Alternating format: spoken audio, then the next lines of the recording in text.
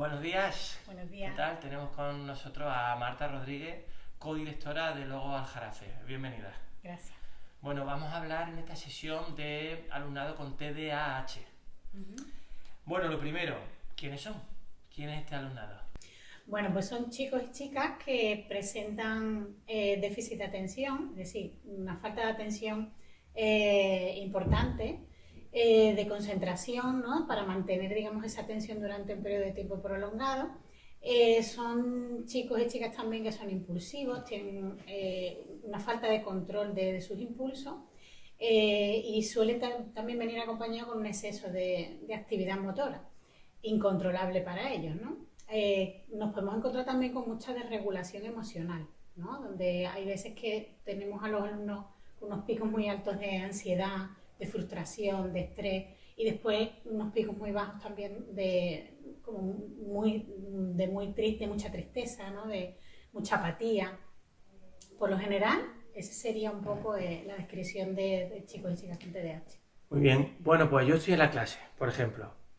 Y ahora digo, bueno, ¿y cómo puedo identificarlos? ¿Qué señales hay que, digamos, me ayuden a mí a identificarlos? Pues generalmente cuando los exponemos a tareas que van a ser largas y con enunciados a lo mejor que son más complejos de descifrar, ahí vamos a encontrar que ellos se van a distraer, no van a prolongar, digamos, esa atención de la que hablábamos. Vamos a encontrar que van a tener mucha dificultad para afrontar tareas de ese tipo. También, bueno, cuando les pedimos a lo mejor que tengan que decidir sobre determinadas decisiones que se tomen en clase, pues para la toma de decisiones también van a tener dificultades. Van a tener también mucha inquietud motora, van a tener mucha necesidad de tener que estar levantándose de la silla, moviéndose. Habrá otros que a lo mejor encontremos que están continuamente con movimientos de piernas, de manos, toqueteando materiales y manipulando continuamente cosas que tengan encima de la mesa, haciendo ruiditos, ¿no? en la mesa.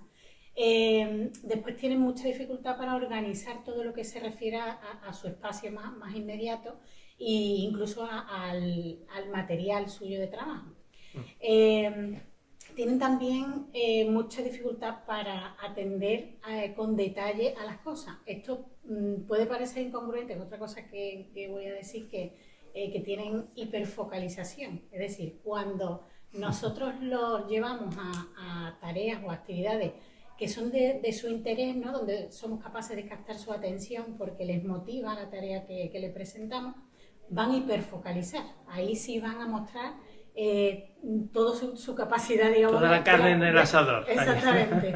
La van a centrar ahí, pero después parece incongruente, pero van a tener muchas dificultades para encontrar, digamos, los detalles, ¿no? O para centrarse en los detalles de las cosas. Después vamos a encontrar también dificultades cuando, por ejemplo, estamos haciendo explicaciones en clase y ellos van a desconectar. O sea, si son explicaciones muy largas, ellos van a tender a distraerse en clase, ¿no? Porque las explicaciones largas ellos no llegan, digamos, a cubrir todo ese tiempo. Esa clase magistral No, para nada. Hay que darles más vidilla, ¿no? Claro. Después, bueno, tienen una cosa muy buena que van a despuntar también muchos de ellos porque tienen una alta creatividad. Van a ser niños muy creativos. Pero ¿qué pasa? Que como son tan impacientes, esa impaciencia no va a conseguir que ellos desarrollen toda esa idea. Claro, el potencial creativo. Exactamente, el potencial creativo que ellos tienen. Entonces, bueno, pues sería otra de las cosas que nos podrían llamar la atención también en clase, ¿no? Por ejemplo, pongo un ejemplo, si se está desarrollando una tarea y tienen que desempeñarla como nosotros esperamos o queremos que la desempeñen, lo mismo ellos nos dan otra manera de enfocar esa tarea y esa es la creatividad, ¿no? de la que yo hablo. El resolver, por ejemplo, una tarea de distinta manera, ¿vale? Claro. Por eso hay que ser más flexibles con ellos, no hay que encajar, digamos, la enseñanza porque ellos necesitan tener esa alternativa o Claro. ¿no? Que nosotros seamos más flexibles. Suelen ser niños donde tienen una baja tolerancia a la frustración, Sí. continuamente bueno, pues están evitando o están dejando de hacer, digamos, tareas que les supone mucho esfuerzo, se frustran, entonces acaban por bloquearse y abandonan, ¿vale?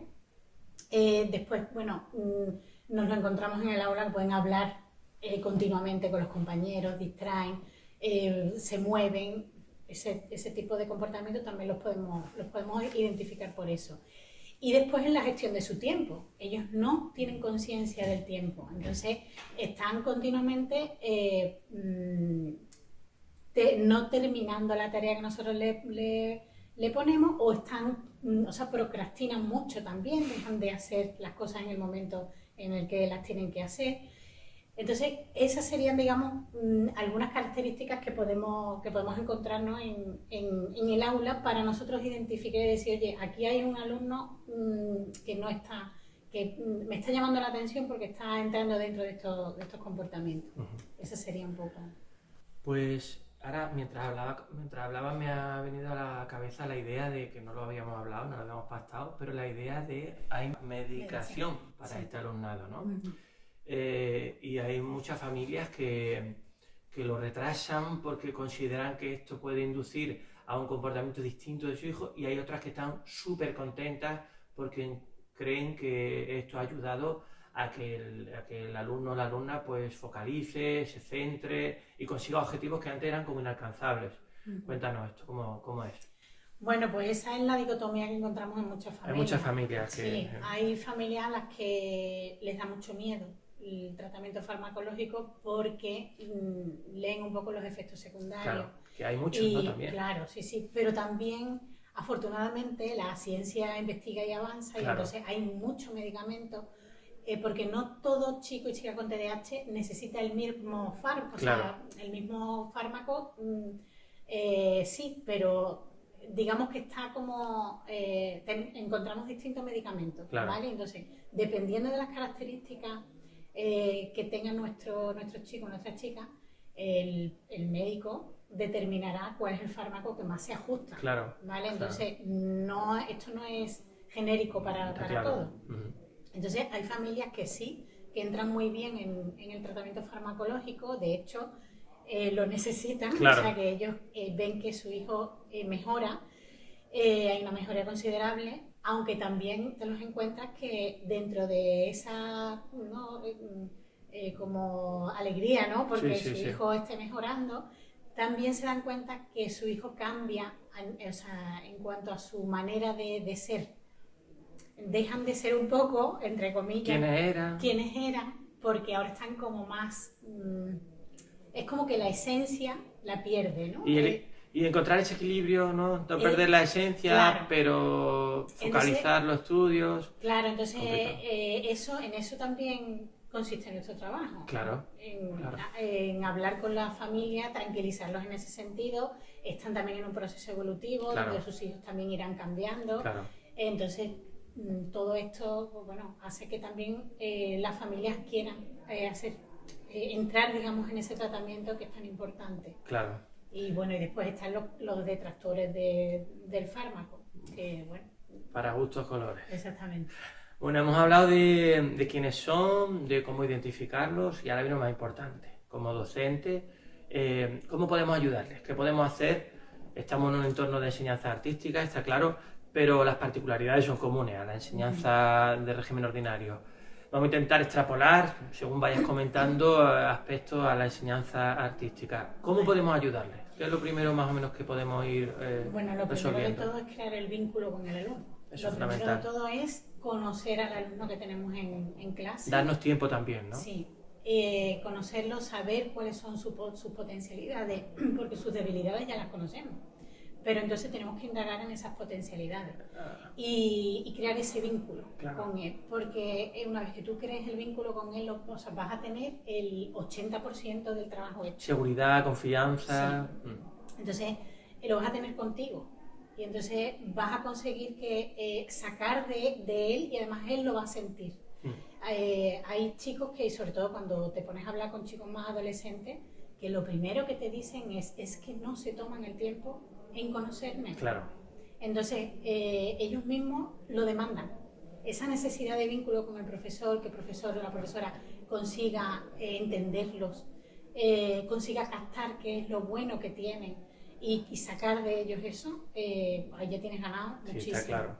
Entonces eso sería lo principal. Lo primero. Ya después viene pues el resto, en cuanto a metodología, en cuanto a, por ejemplo, enseñar a estructurar las tareas de forma más sencilla y más concreta, presentarle, por ejemplo, las instrucciones en distintas frases, no todo, digamos, en el mismo enunciado, sino pautárselo, que tengan una secuenciación ordenada de lo que queremos que vaya haciendo, ¿no? De cuál es el procedimiento que queremos que vaya haciendo la tarea.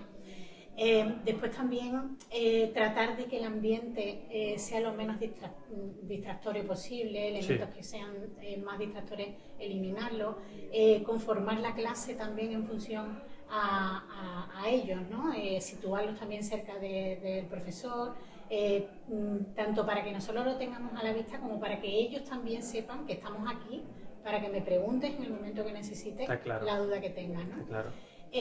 También es fundamental ponerle cercano a compañeros que lo tutoricen, porque muchas veces los compañeros hacen que de igual a igual ellos sientan que son también comprendidos, que son apoyados, que tengo un compañero que me sabe explicar de la manera en la que yo lo sé entender. Entonces eso también es fundamental, ¿no? También podemos emplear, por ejemplo, hay chicos que donde su perfil, digamos, educativo es más, o su estilo de aprendizaje es más visual o más auditivo. Entonces, emplear recursos que sean más visuales o más auditivos en función de lo que queramos trabajar. Sí, eso está claro. Darle la alternativa. Alternativa al aprendizaje, que no sea unidireccional, que haya diversos aspectos, infografía, auditivo. Exactamente. Se me está viniendo a la cabeza cuando dices que la clase esté bien estructurada, que las instrucciones sean claras, sencillas. Pero antes también dijiste que ellos son creativos y que buscan otros caminos. Esto hay que compensarlo, ¿no? Muchas veces, ¿no? Porque yo digo, voy a ser estructurado, voy a hacer una clase de lenguaje musical donde 12 minutos hago esto, otros 12 más o menos, ¿no? 15 hago esto, tal. Y eso les viene bien porque saben lo que va a suceder. Sí. Pero luego, dentro de esos 15 minutos, quizá también necesitan ellos su... Sí, mira, justo en esos 15 minutos plantear a lo mejor algún tipo de tarea en la que ellos tengan que exponer a sus compañeros y que sean ellos, digamos, los que actúen de manera autónoma y ahí despliegan un poco también sus capacidades. Entonces, le estamos dando también la oportunidad de que esa creatividad florezca. Exactamente. Y eso les da a ellos también, los empodera, les da también mucha seguridad, que generalmente suelen tener la autoestima muy baja, suelen tener una falta de seguridad, de confianza en sí mismos, y quizás en utilizar esos 15 minutos de la clase que se haya planteado para que ellos desplieguen un poco de manera autónoma todo ese potencial que ellos tienen, darles esa oportunidad. Estaba pensando en una clase de instrumentos que vamos a hablar ahora de los dos tipos de clase de instrumentos. Ahí está el 1-1, ¿no? El profesor o profesora con el alumnado, y tiene 1 hora. Entonces, ¿esto cómo lo llevarían, no? Porque me comentaba en charlas anteriores de establecer tiempo de descanso, de dar 3 minutos que respire, porque normalmente un profesor que está, como hemos dicho antes, a tope, enseñando una sonata, y ¡ay, que me falta tiempo! Quizás es contraproducente esta ansiedad por ocupar 1 hora, y quizás sea mejor dar tiempos, ¿no? Sí, exactamente. Dentro, digamos, de esa hora, no encuadrarnos en que en esa hora tengo que cubrir la hora entera, sino que quizás a lo mejor hacerlo de una forma más distendida. Que así es como muchas veces ellos dicen, y ya ha pasado ya ha pasado, sí. Y ya ha pasado, porque al final los tiempos los vas un poco modulando, ¿no? Claro. Dándole también un poco esa responsabilidad al alumno para que en la clase de 1 a 1 que sea compartido. Claro. Porque además ahí el enriquecimiento va a ser mutuo. Muchas veces. Sí. Seguro. Aporta muchísimo. cuando hay enseñanza, sobre todo en primer ciclo de elemental de música, 1-3, un profesor o profesora, 3 niños o niñas. Esto es una pregunta clásica de todo el profesorado, de qué hacemos, porque la sensación del profesorado es, bueno, pues no atiende lo suficiente, molesta a los compañeros, cuando tengo que centrarme en un compañero o compañera, él no tiene capacidad de escucha. Claro, ¿qué se puede hacer? ¿Qué alternativa hay para ocupar ese tiempo que a veces es libre, otras veces no? Hay profesorado que sí que tiene las estrategias para enseñar a 3 personas a la vez. Pero como ya dije en la entrevista anterior, no siempre es posible, porque te tienes que centrar a veces en la postura, en la embocadura de un niño o de una niña. ¿Qué hacemos? ¿Qué otras alternativas podemos darle para ocupar ese tiempo? A ver, se me ocurre que, porque muchas veces lo que tratamos es de darle o sea, tiempos a cada uno, ¿no? En esta clase. Entonces, claro, cuando no está ocupando su tiempo, es cuando pueden a lo mejor aparecer, digamos, esas distracciones. Exactamente. Entonces, siempre a lo mejor tenemos que intentar que haya pequeñas intervenciones como de diálogo, ¿no? Al final, que se produzca un diálogo entre los 3, entre los 4, ¿no? En este caso. Pero tampoco que los tiempos o sea, que ocupen los demás sean muy prolongados. Claro. O sea, es tratar de buscar un poco ese equilibrio entre, a lo mejor no son 15 minutos eternos para, o sea, esos 15 minutos para cada uno. A lo mejor dentro de esos 15 minutos, a lo mejor son 5 minutos que esté comentando. O sea, el repartir el tiempo en bloques, digamos, más proporcionales breves. Exactamente, más breves para cada uno.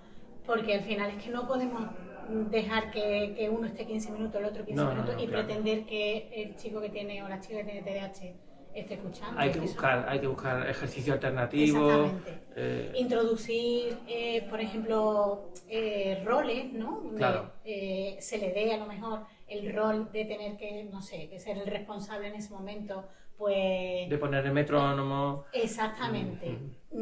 Se le dan roles a cada uno y eso también, el hecho de que yo tenga que desempeñar un rol con una responsabilidad, me hace que yo pueda prolongar un poco más esa atención, de la que generalmente, porque estoy motivado con algo. Y entonces estoy focalizando en lo que ahora mismo tengo que hacer, ¿no? Estaba pensando en una profesora o profesor de danza española, danza estilizada, que está enseñando a usar los palillos, ¿no? Aquí en Sevilla se dicen los palillos, castañuelas. Y estoy pensando en una alumna, un alumno con TDAH que le dicen, ahora un momentito, pero claro, en sus manos tiene unos palillos. Esto de un momentito, y ocurre también en percusión, lo hemos hablado muchas veces, que hay mucho alumnado que va a percusión porque dice, yo necesito desfogar tal. Pero claro, el proceso de enseñanza y aprendizaje aquí tiene un elemento que es disruptivo por per se. O sea, tengo una baqueta y una caja. ¿Qué ocurre con esto? ¿Qué hacemos? Mira, en una aula ordinaria, cuando ocurren estos elementos que distraen, por ejemplo, ruiditos en la mesa, ¿vale? Yo, por ejemplo, soy de las que recomiendo, hay una serie de objetos que utilizan para canalizar, digamos, esa energía que está queriendo salir de alguna manera. Entonces hay como unos cubitos que tienen unos botones, que tienen una serie de elementos que tiene el cubo, que son precisamente para canalizar esa energía. Claro. No hacen ruido. Claro. Y entonces, en un momento dado que no sea tu turno de tocar con la baqueta o de utilizar los palillos, te toca. Me voy y entonces recurro a ese otro elemento que no es sonoro, claro, y que con el que estoy canalizando la energía. Está clarísimo. Entonces, al final es darle la alternativa a que, bueno, porque si tú le estás pidiendo que pare, no va a parar. Porque no es incontrolable, o sea, no es capaz de controlar eso. Ponerle puertas al campo. Exacto. Que no se puede. Hay que buscar estrategias para canalizar y focalizar esa energía que no se puede contener, ¿no? Yo tengo una experiencia muy pequeña, pero sí que a la hora de evaluar a un alumno hice un examen como toda la vida, con 10 preguntas, por delante, por detrás, el folio. Oye, pues yo pensé, bueno, pues lo leemos, digo, voy a preocuparme, ¿no? Todo el mundo ha entendido, si le damos la vuelta al folio, eso es típico, ¿no? Ponemos el nombre, tal, todo el mundo lo ha entendido, pues venga, comenzamos. Bueno, pues este alumno me saca un 2. Entonces, bueno, pues digo, no puede ser. Si él interactúa en la clase, yo le pregunto, no, esto no va a ser mi única herramienta de evaluación, está claro. Digo, vamos a cambiarlo, ¿no? Entonces vuelvo a hacer el mismo examen a la semana siguiente y lo hago de forma interactiva, con una aplicación, ¿no? Las mismas preguntas, saca un 10. ¿Qué ocurre? Hay elemento visual, hay un elemento de color, le gusta la tecnología, entonces entra en otra dimensión, el lápiz le aburre y no le da la vuelta al folio porque su mente se ha ido a no sé dónde y ya está, no es capaz ni siquiera de leer la pregunta para contestar porque se bloquea totalmente. Sin embargo, con la aplicación saca un 10 directamente. Aquí, con la frase que decía, a lo mejor tenemos que adaptarnos, tenemos mucho que hacer como docentes, ¿no? Para comprender esas mentes. Exactamente, o sea, no podemos, darle una enseñanza que no está, digamos, dentro de su dimensión, ¿vale? Entonces tendríamos nosotros que adaptarnos a esa enseñanza-aprendizaje que es como ellos aprenden. Entonces, evidentemente, como tú decías, no es que entren en una dimensión, es que están en su dimensión. Sí, entonces, ahí es donde ellos despliegan y donde ellos se pueden mover con mucha facilidad y donde pueden mostrar realmente todo lo que saben. Y está comprobado que, bueno, que si este alumno con un papel y un lápiz no vamos a sacar lo que realmente sabe, si nos vamos a la parte tecnológica, que es con una tablet, donde las mismas preguntas están presentadas de distinta manera, o sea, de la misma manera, pero en un formato diferente. Simplemente el hecho de que el formato cambie, eso ya hace que de repente, ¿no? Ya muestran todo su conocimiento. Y es que es así, es que al final tenemos que adaptarnos a la manera en la que ellos aprenden. Sobre todo unas enseñanzas que no son obligatorias, ¿verdad? Están allí porque quieren, o porque, bueno, porque le han inducido a estar ahí, pero si el entorno es amable, mucha gente dice, bueno, pero tendrá que saber escribir a lápiz. Claro, yo no estoy hablando de solo usar la tecnología. Sabe escribir a lápiz, pero se bloquea en un proceso, vamos a darle otro proceso. Soy consciente de que tiene que aprender a hacer una clave de sol, por poner un ejemplo así muy burdo, ¿no? Pero quizá diversificar las herramientas, los instrumentos a la hora de evaluar, quizá haga que encontremos la conexión, ¿no? Sí. Con esa persona, ¿no? Sí, completamente de acuerdo. Es que... hay un factor común en la enseñanza artística y es que cuando el alumnado de enseñanza, para nosotros, elemental, primaria, digamos, ¿no? O profesional, secundaria, estamos hablando de música y danza, cuando un alumnado llega a una escuela de artes, este alumnado TDAH probablemente ya traiga un dictamen. A nosotros nos llega de una manera privada, de la dirección de los centros, pues mira, este alumnado tiene TDAH, ¿no? Claro, no solamente tenemos que focalizar en, bueno, venga, ¿cuál va a ser mi proceso de enseñanza-aprendizaje? ¿Cómo voy a trabajar la evaluación? Pero para establecer esa conexión también a lo mejor necesitamos agentes externos. Estoy hablando de familias o informarme más allá de lo que yo ya sé o me he podido formar. ¿Qué podemos hacer con esto? Importantísimo la coordinación con otros profesionales que están relacionados, digamos, con este niño directamente, ¿no?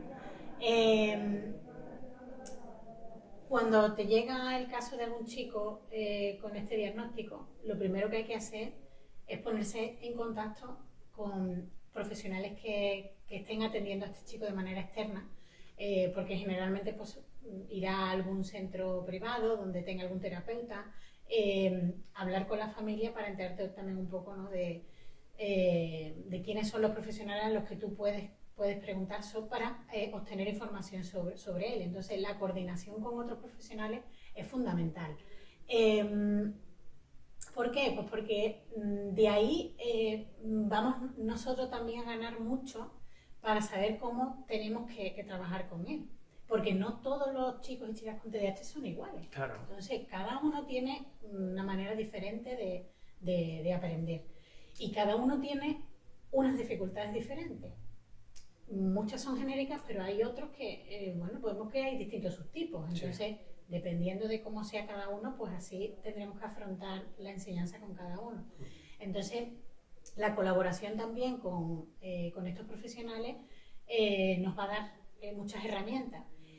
Y además también es fundamental el formarse, ¿no? El que el docente tenga la formación necesaria para saber también afrontar estos casos, ¿no? Claro. ¿Cómo crees que debe de actuar una familia cuando, por ejemplo, una alumna con TDAH pasa una prueba de acceso en danza, en grado profesional, o se matricula en muralismo en la escuela de arte? ¿Cómo crees o qué crees que debe hacer una familia? ¿Debe de ir a decirle al centro, pues esta es mi hija, esto es lo que tiene, abiertamente, ¿no? Porque a veces nos encontramos ese miedo a etiquetar, a encasillar, y ese gusto por decir, bueno, como son unas enseñanzas distintas, a ver si emprendemos un camino nuevo, donde no arrastremos este... Claro, además tampoco hay que olvidar que ellos están aquí voluntariamente. Entonces, de alguna manera, es como vamos y bueno, voluntariamente porque creen que puede ser un entorno muy favorable para ellos, donde hayan visto a lo mejor que sus hijos tienen potencial para tocar algún instrumento, para las artes, ¿no?, escénicas, incluso para, no lo sé, para la pintura, claro, ¿no?, que los hay también. Entonces, es fundamental que la familia ponga en conocimiento al profesorado de cuál es la situación. Claro. Y no andar como un tabú, porque claro, algunas veces se trata de esconder información que al final no le está beneficiando para nada al hijo, al contrario, lo está perjudicando. Entonces es fundamental que abiertamente se tenga una entrevista con la familia donde se explique de manera muy empática, el profesorado sepa también transmitir, ¿no?, cómo va desarrollando los objetivos el alumno, hablar de cuáles son los logros y los éxitos que va teniendo, de cuáles son también las dificultades ¿no?, donde a lo mejor hay que centrar un poco más, pero siempre desde la empatía, ¿no? Claro. Y crear esa relación sana entre la familia y el docente, pues precisamente para contribuir al bienestar del alumno, porque al final son unas enseñanzas que son muy beneficiadas, o sea, benefician mucho también a estos chicos, ¿no? Claro.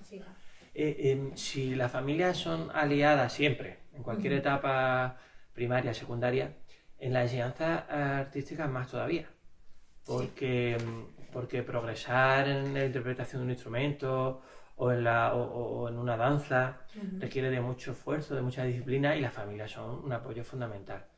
Entonces, hacer este triángulo yo creo que es más pertinente que nunca con un alumnado de estas características. No sé sí, claro que sí, o sea, es fundamental porque es que si no, no vamos a sacar, digamos, todo el jugo, ¿no?, a lo que las enseñanzas artísticas tienen. Entonces, y bueno, y por supuesto el potencial, ¿no?, que tienen los alumnos. Entonces es fundamental que haya esa coordinación, esa comunicación en esa tríada, ¿no? Volviendo al tema de la evaluación y de la diversificación de herramientas e instrumentos de evaluación. Muchas veces, bueno, yo un poco haciendo autocrítica, ¿no? Tú vas haciendo siempre lo mismo, vas evaluando y dices, mira, he encontrado esta herramienta para evaluar, he encontrado esta otra. Pero quizá la observación directa, diaria, y la comunicación con la familia de la evolución día a día del alumnado puede ser contraproducente o puede ayudarle. Porque muchas veces la familia dice, mira, yo ya estoy saturado, no me digas más nada. es que muchas veces no sabemos cómo actuar. Claro, pero ¿te refieres a darle información sobre, por ejemplo, conductas que se estén produciendo? Bueno, conducta, evolución, no, Vale. más que conducta es la evolución académica, ¿no? Del alumno. Muchas familias dicen, mira, yo no puedo más, estoy saturado, de vez en cuando si quieren me lo dicen, ¿no? Porque si las pruebas específicas, los exámenes y tal, no funcionan bien y tú vas viendo cómo reacciona, cómo evoluciona una clase, una evolución positiva, una evolución negativa, y se lo vas comunicando a las familias, esto es bueno, es malo, hay que contar con ella y decirle, ¿qué preferís? ¿Qué preferís que hagamos? No sé, ¿cómo lo ves? Sí, o sea, siempre tenemos que informar a la familia del procedimiento, de cómo va el proceso, ¿no? De Claro. cómo va evolucionando su hijo. Y bueno, si la familia, hay familias que a lo mejor se saturan. Claro. Que no lo digan, que no lo digan. Exactamente. Entonces, Sí. más vale comunicar, Sí. tener diálogo y que haya fluidez en esa comunicación, que al final, bueno, Sí. al final van sucediendo las cosas y no van dándose como a lo mejor queremos que vayan dando. Y es peor, es Sí, contraproducente. cuesta abajo sin freno. Sí, Exactamente. Sí, Entonces, yo soy de la opinión de que siempre hay que mantener informada a la familia, comunicar, que la familia informe también, pero que siempre haya comunicación. Claro. No creo que el exceso de comunicación sea malo, porque siempre hay algo que contar. Siempre. Siempre. Vale. Pues terminando, solamente quería preguntarte pues que hay un aspecto que nos une en toda la enseñanza artística, que es el aspecto performativo. El escenario, la muestra, el concierto, la audición, cualquier cosa, ¿no? Entonces, las características de este alumnado ante estas situaciones, desde mi punto de vista, son particulares, ¿no? No hay inhibición, digamos, suele ser todo lo contrario. Por lo tanto, da peso para decir que este alumnado, este es su sitio. Si al final el objetivo es mostrar, interpretar, pasarlo bien en un escenario, pasarlo bien con la música, ¿cómo lo vinculas? ¿Cómo lo ves? Bueno, al final el propósito y el objetivo es que, que aprendan, pero que como que se vea, al final se vea, digamos, en una representación, Se muestre, ¿no? Se muestre de alguna manera en esa representación que se hace, ¿no? A final de curso o que se hace, ¿no? En un momento determinado. Entonces, ellos nos podemos encontrar con que tú has podido ensayar mucho y has podido tener tu proceso y que después a lo mejor en el momento de la audición, en el momento, de repente, todo lo que has ensayado ellos lo externalizan de otra manera o lo enfocan de otra manera, pero que mal no creo que vaya a salir porque tiene ya, o sea, su bagaje y su aprendizaje hecho. Lo que pasa es que a lo mejor le da su toque personal. Toque personal. Entonces, incluso en eso tenemos que ser flexibles, claro.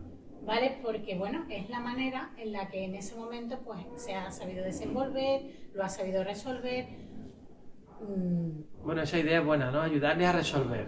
Exacto. Ayudarles a resolver. No sabemos cómo, pero ofrecerles... Exacto, pero que al final ellos sean capaces de resolver en esa situación. Sí. Sea de una manera o de otra, pero que lo enfoquen con las herramientas que les hemos ido dando, que lo enfoquen de la manera que ellos crean que para ellos va a ser más satisfactorio. Claro. Y bueno, ya por último, nos encontramos con las enseñanzas artísticas superiores, que es un campo pantanoso en el sentido del diagnóstico, de cómo trabajar con el alumnado, porque estamos con un alumnado que es mayor de edad, que está en una enseñanza artística superiores porque quiere, ha pasado una prueba, pero bueno, está ahí porque quiere, pero este alumnado, después de hablar mucho contigo y que también sabemos que tiene un retraso normalmente madurativo de su digamos, capacidad cognitiva de 3 años. Y entonces está entrando a unas enseñanzas artísticas superiores con 18, cuando su proceso madurativo todavía es muy largo. Por otro lado, el profesorado dice, bueno, ya, pero es que mi función es situarlos en un mercado profesional, un mercado laboral. Esta es una pregunta que también le hice a María de la charla anterior. ¿Cómo ves? ¿Cuál crees que es el papel del profesor o de profesora en este caso? Pues lo mismo que veníamos diciendo desde el principio. Lo que pasa es que ahora está en una etapa superior donde las expectativas, los objetivos, todo están enfocados al ámbito profesional y al ámbito laboral. Pero no se debe de olvidar que tienes a una persona delante con unas necesidades y que tú tienes que ayudar a cubrir esas necesidades, aunque a nivel, digamos, legislativo, pues no esté contemplado ya. Pero creo que la voluntad y la implicación del profesor tiene que estar por encima en esta etapa también. Entonces, si tú estás teniendo a un chico, una chica en tu asignatura ya a nivel de formación superior, que le estás viendo que tiene cierto potencial, que vamos a preocuparnos y vamos a implicarnos y vamos a hacer porque esta persona pueda sacar adelante sus estudios, ¿no? Y bueno, y darle la oportunidad, ¿por qué no? Todo el mundo tenemos que tener la oportunidad de cumplir con lo que, por eso está ahí, porque le gusta, porque siente que tiene, a pesar de que haya escuchado a lo largo de toda su vida que no vas a llegar a ningún sitio, porque es a lo que están acostumbrados. Oye, hay que darle la oportunidad. Claro. Entonces creo que la voluntad del profesor tiene que estar por encima de todo lo demás. Claro. Pues, Marta, muchísimas gracias Nada, por estar con nosotros, ¿vale? Gracias. Gracias a ti.